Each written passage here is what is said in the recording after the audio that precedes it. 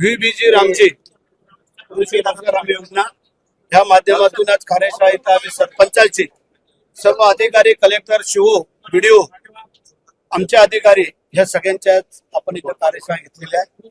मार्गदर्शन आता करणारच आमचे अधिकारी की नेमकं या कामांचं उद्दिष्ट काय. मी तर माझ्या भाषणात आपल्याला सांगितलं की 266 कामं होते, आता 318 झालेले आहेत. ग्रामीण भागाचा पायाभूत सुविधा भक्कम करण्यासाठी आणि रोजगार उपलब्ध करून देण्यासाठी ही जी योजना आहे ही आपल्याला चांगली योजना आहे. आणि म्हणून करता आज पहिलं सरपंचांचं शिबिर आज आम्ही इथे घेतलेलं होतं.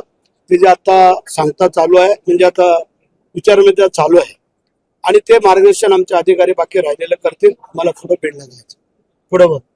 रोजगार हमी योजनेमध्ये गेल्या टर्ममध्ये जे मंत्री होते त्यांच्या कार्यकाळामध्ये बरेचसे मामा पदभरती केली आणि आज अशी परिस्थिती आहे की रोजगार योजनेतून त्या व्यवस्थेला पैसे देताना सरकारची दमछाक होते.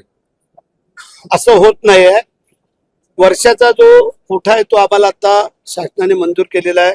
केंद्राने 4,420 कोटी, त्याच्याप्रमाणे राज्याचा असा जवळजवळ 8,000च्या जवळपास आम्हाला तो निधी आहे.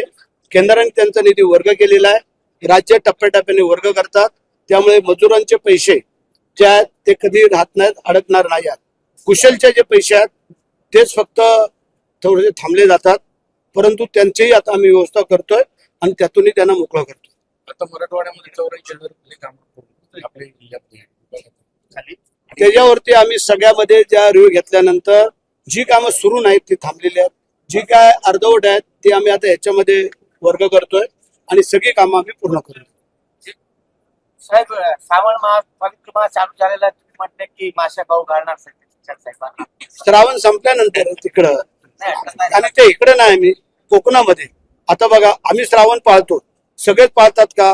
जे नाही पाळणारे आहेत त्यांना देऊ, पाळणारे आहेत त्यांना शुद्ध शाकाहारी तुपातलं काहीतरी देऊ. चल, हा ते होणार.